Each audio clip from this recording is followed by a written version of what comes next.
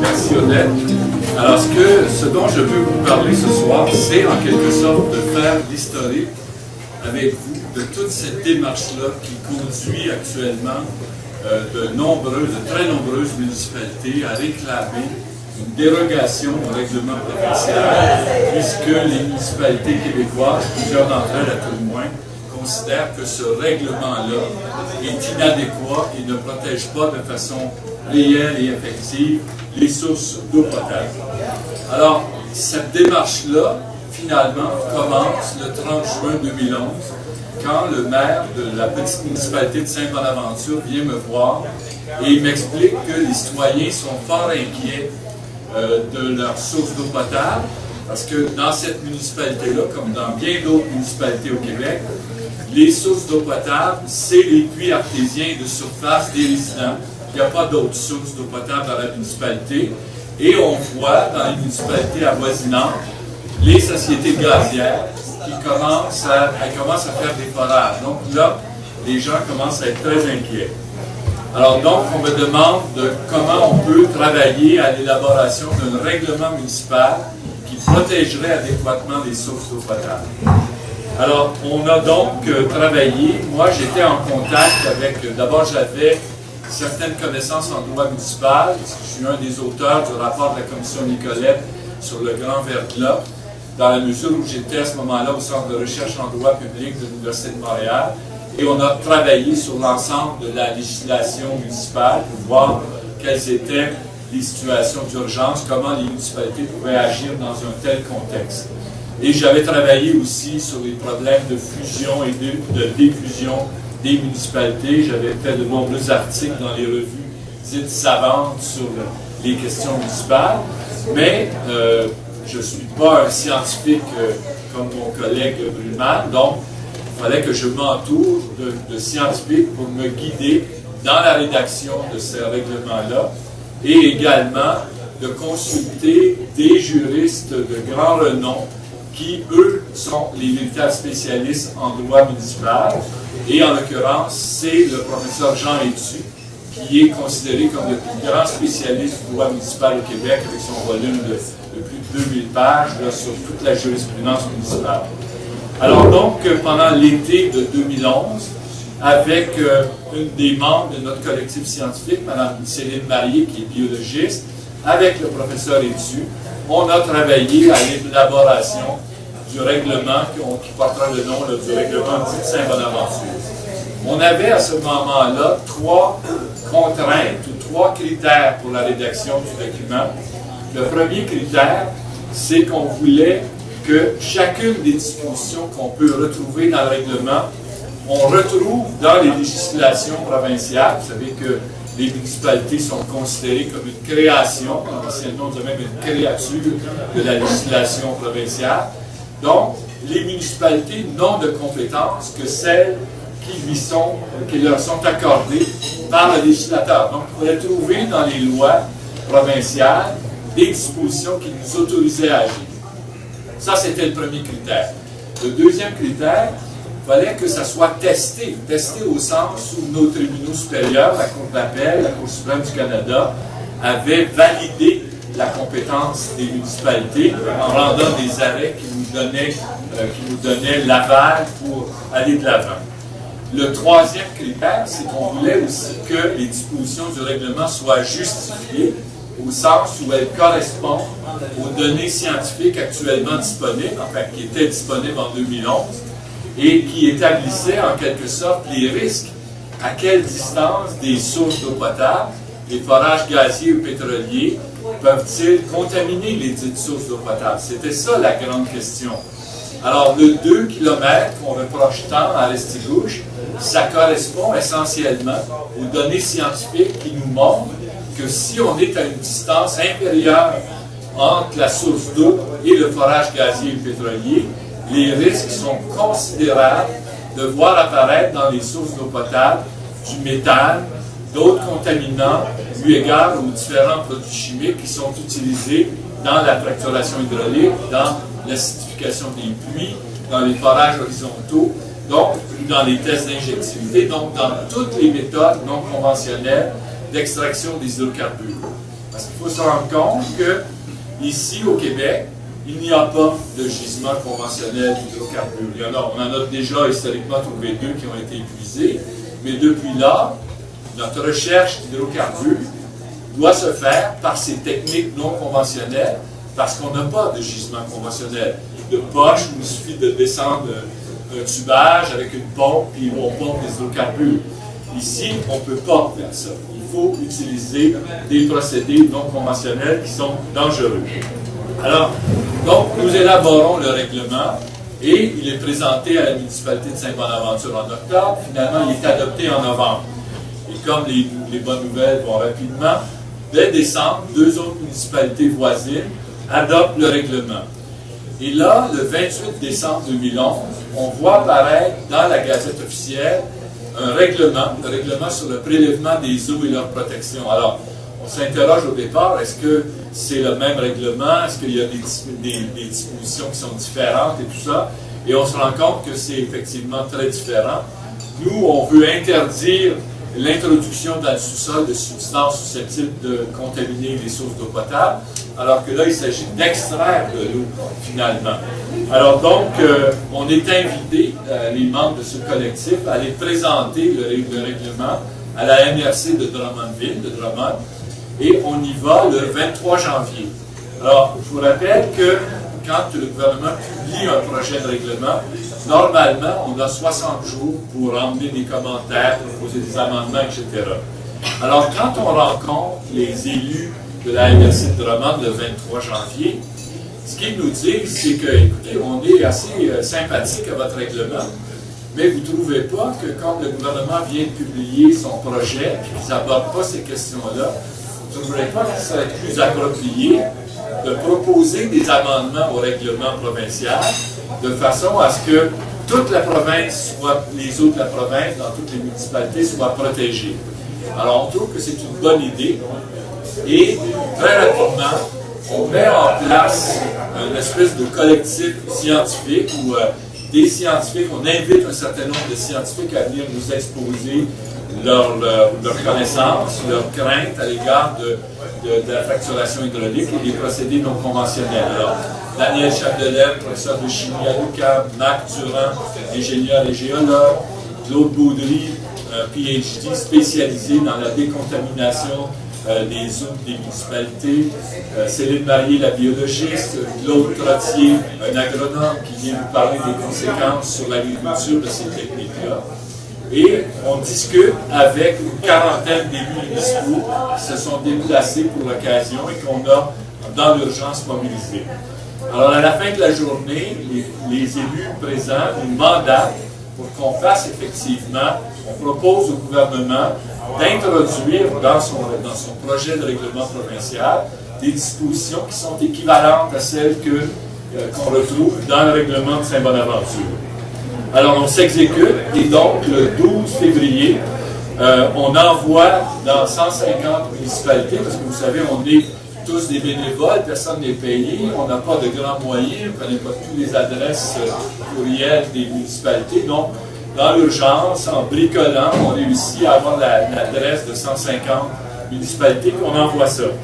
Et après 10 jours, en 10 jours seulement, on va recueillir 185 signatures de maires, mairesses, conseillères et conseillers qui, effectivement, soutiennent la demande que des amendements soient apportés à ce règlement-là. Alors, on envoie ça au ministère, et là, on attend, mais malheureusement, il n'y a pas de suite de données à cela. Alors, les maires nous avaient dit à la réunion de Drummond, le plan A, c'est de le faire adopter pour l'ensemble du Québec. Le plan B, s'ils ne font rien, on va continuer. Alors, donc, on continue et effectivement se poursuit là. Et en mars, mars 2012, on a déjà une vingtaine de municipalités qui ont adopté le règlement. En fait, le collectif scientifique qui était en gestation avec les personnes que je vous avais mentionnées précédemment se complète. On commence à travailler plus activement avec Marc, avec Chantal Savalia, qui est ingénieure et hydrogéologue, et qui, elle, est la seule Canadienne qui participe à l'élaboration des normes américaines sur la fracturation hydraulique. Alors, pour l'EPA, et qui est la personne qui a été chargée de la décontamination de lac Mégantic avec le drame qu'on a connu par la suite. Alors, donc, les règlements sont adoptés. En fait, on a deux méthodes principales. Soit que la municipalité considère que ses sources d'eau potable sont semblables ou identiques à celles de sa voisine, la municipalité à côté qui vient de l'adopter, et qui donc fait du copier-coller et l'adopte tout simplement.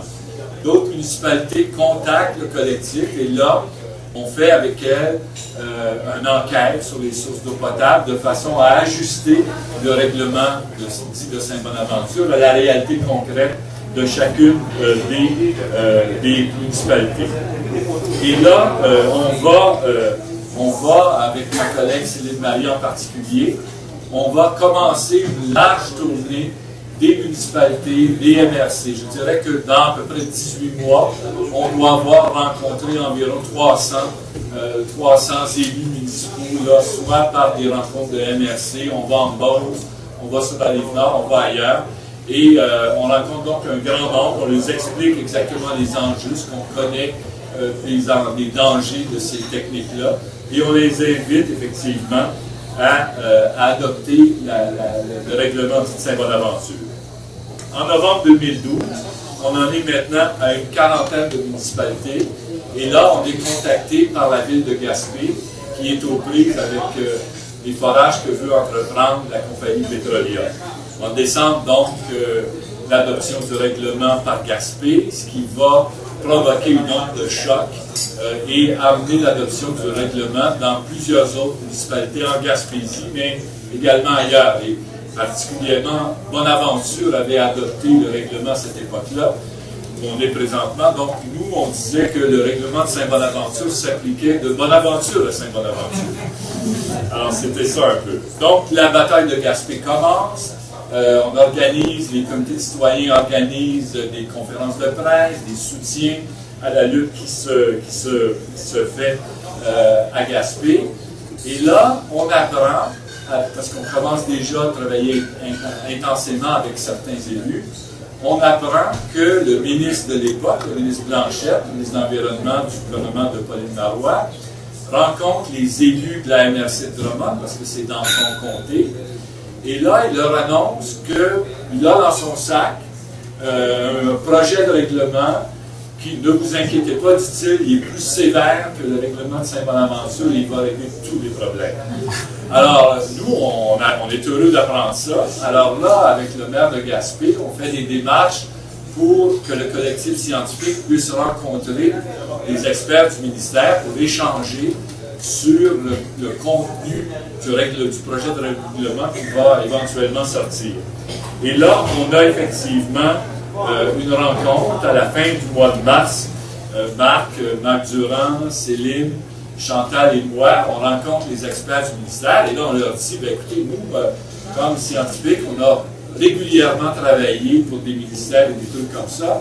Et donc, on connaît les obligations de réserve qui peuvent être attachées à des discussions privilégiées avant que les projets de loi arrivent. Donc, on leur dit, mettez-nous sur la table votre projet, on va en discuter, on va vous donner notre opinion, puis on va essayer de voir ensemble, le cas échéant, comment on peut l'améliorer.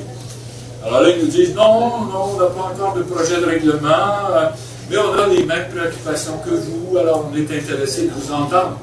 Je me dis, mais est-ce que le ministre a menti aux élus? Ah non, mais c'est peut-être un malentendu dans l'explication, enfin, peu importe. Alors, on expose à ce moment-là nos craintes sur la question de la fracturation hydraulique et on leur dit, si vous voulez faire des forages traditionnels, des vrais forages traditionnels, bien là, les distances séparatrices pourraient sans doute être un peu plus étroites Mais en ce qui concerne la fracturation, les tests d'injectivité et tout ça, il faut des distances séparatrices minimales d'au moins 2 km. Et en même temps que tout ça se passe, l'adoption des règlements continue, et là, le 22 février, je retourne un peu en arrière, on convoque une conférence de juristes pour voir comment on pourrait bonifier la formulation actuelle du règlement de Saint-Bonaventure. Et là se joint à nous M. Guillaume Rousseau, qui est professeur titulaire à la faculté de droit de l'Université de Sherbrooke, M. Bélanger du CQDE, M. Louis Savoie, qui est le chef du contentieux à la ville de Drummondville. Ils viennent passer une journée avec nous pour voir comment on pourrait améliorer la chose. Mais effectivement, là, entre-temps, en mars, comme je vous ai dit, il y a eu les rencontres et tout ça. Et là, on arrive au mois de mai 2013, alors que là, le ministre Blanchette nous dépose son fameux projet de règlement sur le règlement sur le prélèvement des eaux et leur protection, qui cette fois comprend 2 chapitres qui traitent de l'extraction des hydrocarbures. Le problème, c'est que les distances séparatrices qu'on suggère dans ce projet-là, c'est simplement 300 mètres de distance entre le puits de forage et la source d'eau potable, ce qui nous semble excessivement dangereux et inapproprié. En fait, la réalité, c'est que les distances qui sont proposées par ce gouvernement-là sont des distances qui permettent les forages à Gaspé. C'est un règlement qui est en fait conçu pour favoriser les forages à Gaspé. Bon. Alors là, évidemment, on discute de ce projet-là, le collectif scientifique, on l'analyse, on voit bien que ça ne correspond pas aux enjeux qui sont en cause. Et là, on réunit une grande conférence d'élus municipaux à Saint-Bonaventure en juin.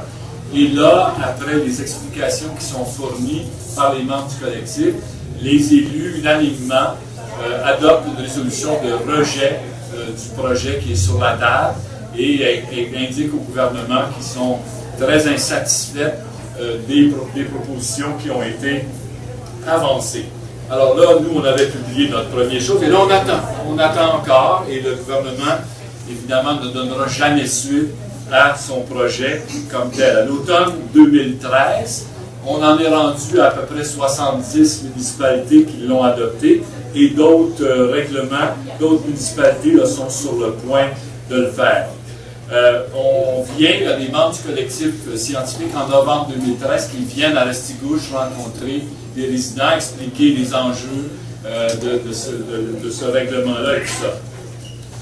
Là, évidemment, Petrolia à Gaspé n'est pas content parce que le règlement gouvernemental qui devait mettre la municipalité à sa place, c'est comme ça que M.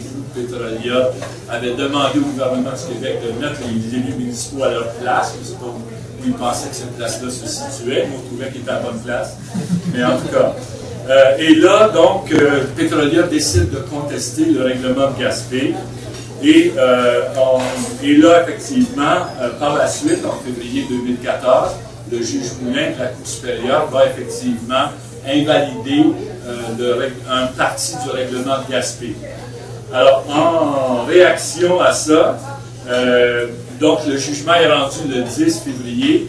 Le 15 février, 45 élus municipaux se réunissent et décident de la mise sur pied du Fonds intermunicipal de défense de l'eau, qui est un fonds auquel participent actuellement une trentaine de municipalités et qui a permis de ramasser des fonds pour les batailles que les municipalités peuvent être appelées à mener. Alors, ce qu'on veut éviter, c'est que les petites municipalités, là où risque de se faire les forages, soient aux prises seules avec les sociétés gazières et pétrolières qui ont énormément de moyens. Donc, c'est de mutualiser en quelque sorte la défense des municipalités.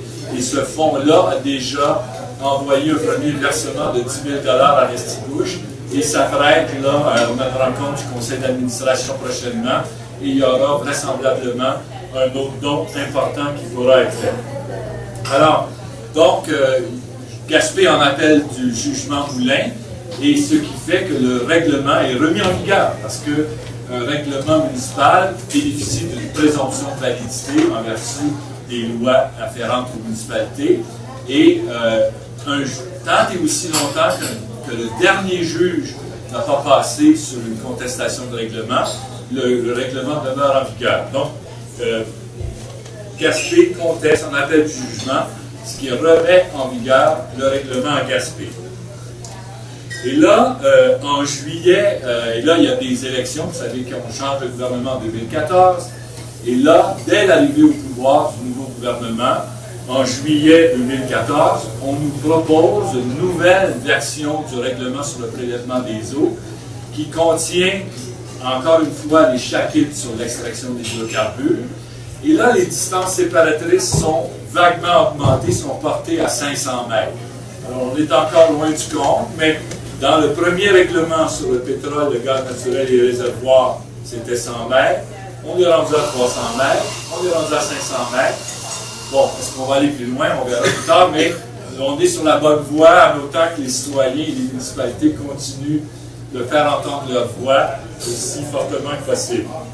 Alors, en juillet 2014, nous, le collectif scientifique, on publie encore une fois une analyse de ce nouveau projet de règlement-là et on montre encore une fois que les limites qui sont imposées sont absolument insuffisantes pour protéger nos sources d'eau potable. Alors, et là, on a un règlement provincial valide qui est devant nous et qui, en vertu de l'article 124 de la loi sur la qualité de l'environnement, rend caducs les règlements qui sont adoptés par les municipalités. Alors, que faire?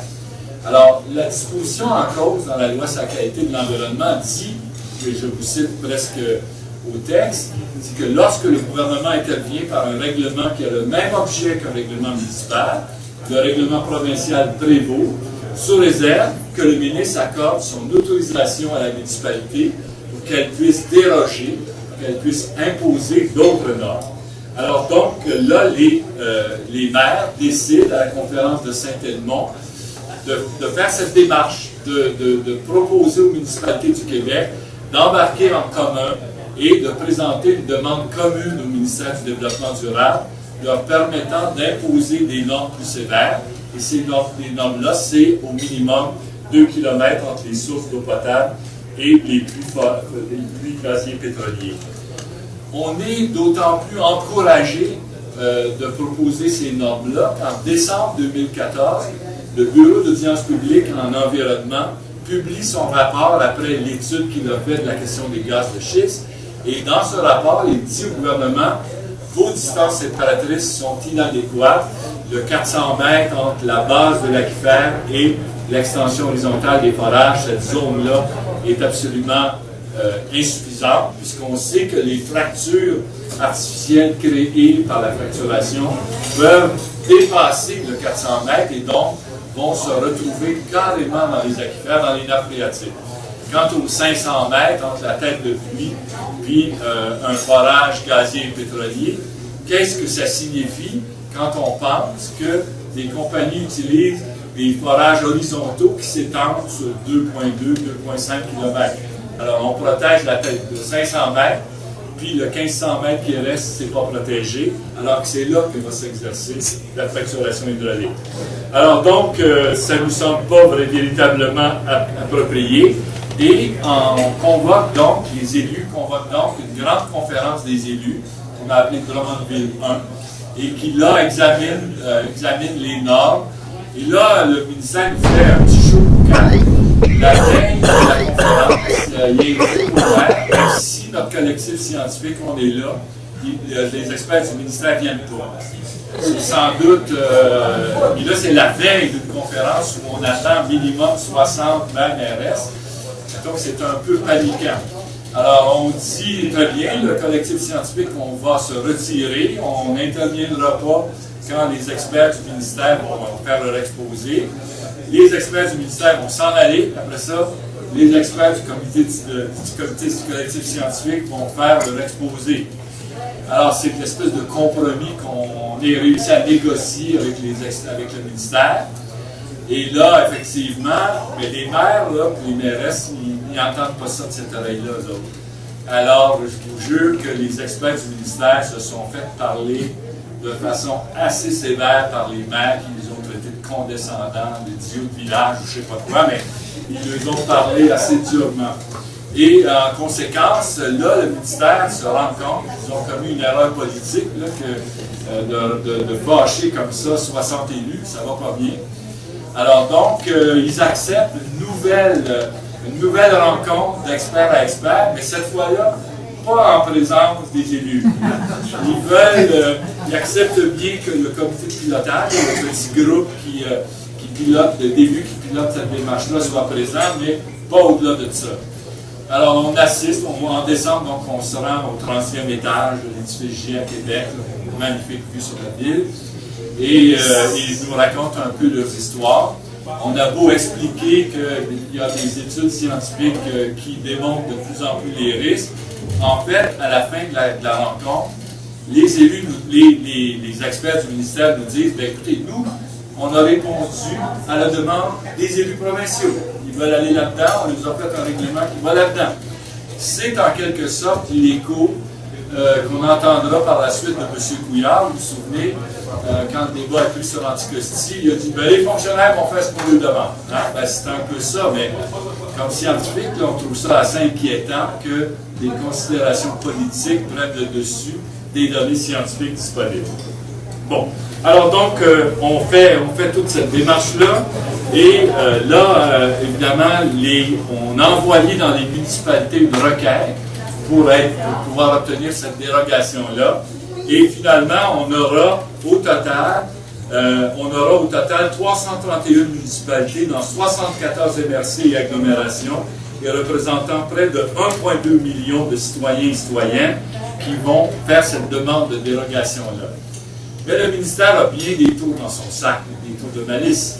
Alors, le 10 mai 2016, il nous envoie une décision préliminaire dans laquelle il nous dit c'est très charmant votre requête, mais nous, on aimerait voir le règlement. Là, on dit, mais dans le règlement, il n'y aura rien d'autre que ce qu'il y a dans la requête. Non, mais nous, on aimerait voir le règlement. Alors là, le collectif juridique avec le collectif scientifique, parce qu'entre-temps, d'autres juristes se sont joints à nous. Et là, maintenant, on a à peu près tous les professeurs d'université en droit municipal au Québec sont avec nous. Le professeur Rousseau de l'Université de Sherbrooke, le professeur Robitaille de l'Université d'Ottawa, le professeur Réussy de l'Université de Montréal et d'autres juristes. Alors, on se sent assez confortable dans l'élaboration de nos normes et sur le plan des distances séparatrices, l'établissement des distances séparatrices, c'est le collectif scientifique avec Marc, avec les deux Marc, Marc Durand et Marc Bruman, avec Céline et avec Chantal, qu'on a examiné encore une fois les données scientifiques là-dessus. Alors donc, on relance les municipalités à nouveau, avec cette fois-là la proposition du règlement, d'un règlement qui ressemble passablement au règlement de Saint-Bonaventure, mais qui tient compte de nouvelles normes. Par exemple, on a vu qu'en Allemagne, on a établi une distance de 3 km, de 3000 mètres entre la base de l'aquifère et l'extension horizontale des forages. Alors, ça nous semble tout à fait pertinent de reprendre au moins ce qui existe dans d'autres juridictions en ce qui concerne les distances séparatrices. Alors donc, on a envoyé ça dans les municipalités et on a aussi soutenu d'autres luttes, comme le collectif scientifique. En juin 2016, Marc, moi et Chantal, on a débarqué à Anticosti et on a fait une assemblée comme ce soir. La différence, c'est qu'elle a duré 5 heures. Et donc, on a expliqué aux citoyens qui ont débattu longuement avec nous tous les enjeux, tout ça. Et on est allé le lendemain rencontrer les maires et les Inuits à Havre-Saint-Pierre. On a pris l'avion, on est allé à Havre-Saint-Pierre, on est allé rencontrer les élus. Et on a également soutenu les Inuits dans leur contestation des forages en Anticosti, contestation qui a fait sans aucun doute réfléchir beaucoup le ministère et conclure l'entente qu'on a eue actuellement. Alors, et là, vous savez la suite, il y a l'adoption de la loi sur les hydrocarbures en décembre, sous le bâillon, en disant que c'est très urgent qu'on adopte cette loi-là. Mais vous devez savoir qu'aujourd'hui, cette loi-là n'est pas en vigueur. C'était urgent de l'adopter, ou ça n'a pas l'air urgent de la mettre en vigueur. Essayez de comprendre quelque chose de cette logique-là. Ça nous semble un peu difficile. Et là, en septembre, on a donc tenu une autre conférence avec les élus, Drummondville 2, et effectivement, on a débattu cette fois-là de l'ensemble des risques que font courir les différents projets d'hydrocarbures, que ce soit le transport, les trains qui veulent traverser la Matapédia ici pour s'en aller vers Belle-Dune, le pipeline Énergie-Est de l'autre côté, le pipeline Bay-Bridge. Alors, il y a tous ces éléments-là qui menacent l'eau potable au niveau du transport, et évidemment, les menaces qu'on connaît au niveau des forages. Et donc, on propose à ce moment-là des résolutions qui vont être emmenées au Congrès de la Fédération québécoise des municipalités et qui visent à ce que la campagne du 100 $ pour Restigouche soit adoptée et mise de l'avant par la Fédération, parce qu'on se dit, il y a 1200 groupes municipalités, s'ils donnent chacun 100 $, ben, ça devrait nous donner autour de 120 000 $, donc ça donnerait un excellent coup de main à Restigouche. Malheureusement, on n'a pas, la Fédération a quelque peu tardé à mettre en vigueur là, la proposition.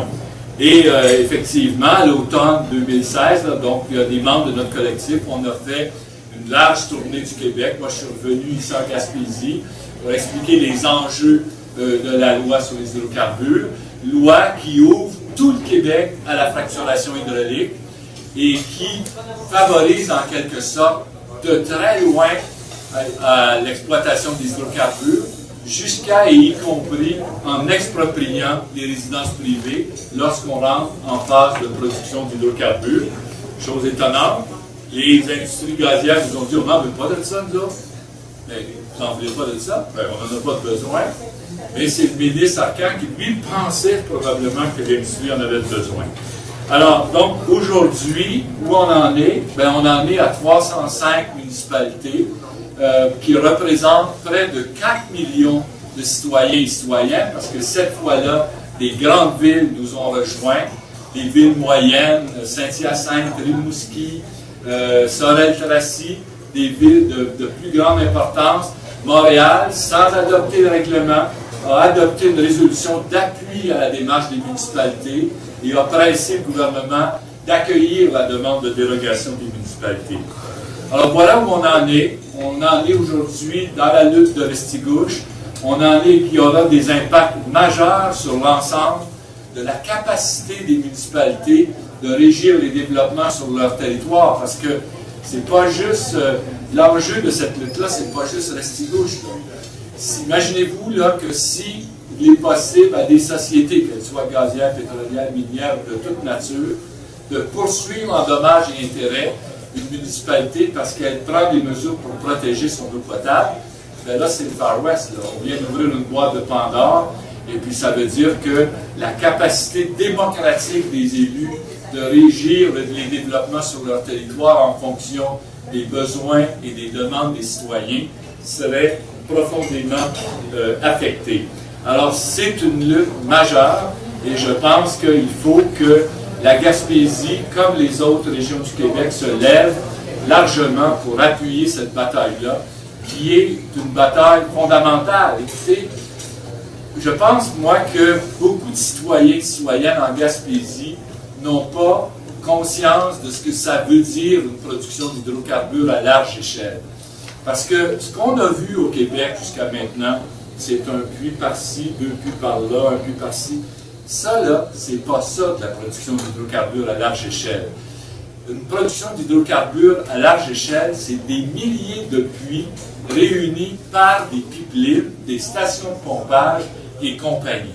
Et ça veut dire, avec la fracturation hydraulique, des milliers de camions qui vont transporter de l'eau, des produits chimiques, du sable, pour faire la fracturation hydraulique. Alors, c'est un empêchement majeur à la vie normale des citoyens et des citoyennes qui vont forcément un jour ou l'autre être près de ces puits-là. Là, on peut toujours nous dire c'est dans le bois, sur des terres publiques lointaines. Mais ça, ce n'est que le premier pas. Ce qu'on veut faire, c'est entrer dans les communautés. Les compagnies gazières et pétrolières, qui d'ailleurs, soit dit en passant, sont plus tellement des petites compagnies. Vous savez, à une certaine époque, les propriétaires de ces compagnies-là nous disaient « Ben voyons donc, on est des Québécois, nous aussi, pensez-vous qu'on va penser à polluer l'eau potable de nos communautés? » Ben aujourd'hui, ça appartient à des Albertains. Alors, ils n'ont peut-être pas les mêmes préoccupations que les anciens propriétaires sur la question de l'eau potable. Donc, il faudrait peut-être s'en rappeler, ça. Alors donc, moi, je vous dis, il faut prendre conscience des enjeux de l'exploitation des hydrocarbures. Est-ce qu'on est prêt à sacrifier le développement qui existe déjà, récréo-touristique et autres, dans nos régions, pour développer des hydrocarbures alors que nous n'avons que des gisements non conventionnels de petite dimension qui ne donneront pas véritablement, qui ne contribueront pas véritablement à notre indépendance énergétique et encore moins à nous rapporter des milliards que les lobbyistes ont fait miroiter aux yeux des politiciens pour les entraîner dans cette voie-là qui est une voie sans issue, qui ne mène nulle part et qui risque de sacrifier des régions entières, et plus particulièrement la Gaspésie et le Bas-Saint-Laurent. Donc, ce à quoi on assiste présentement, c'est un gouvernement complètement débranché de la population, qui n'écoute que les lobbyistes, qui n'en fait qu'à sa tête, et qui accepte de prendre des risques considérables et inconsidérés avec l'eau potable. Et je vous dirais que la bataille qui se mène actuellement, qui met en cause des élus locaux, des comités de citoyens et des collectifs scientifiques, c'est ça la base fondamentale, le triptyque essentiel qui va nous permettre de gagner ces batailles-là. Alors, je vous remercie.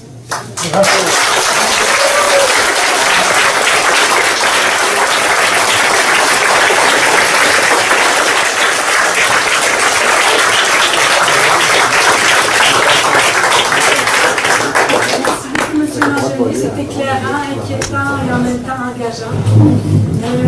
On aurait une période de 10 minutes à peu près de questions.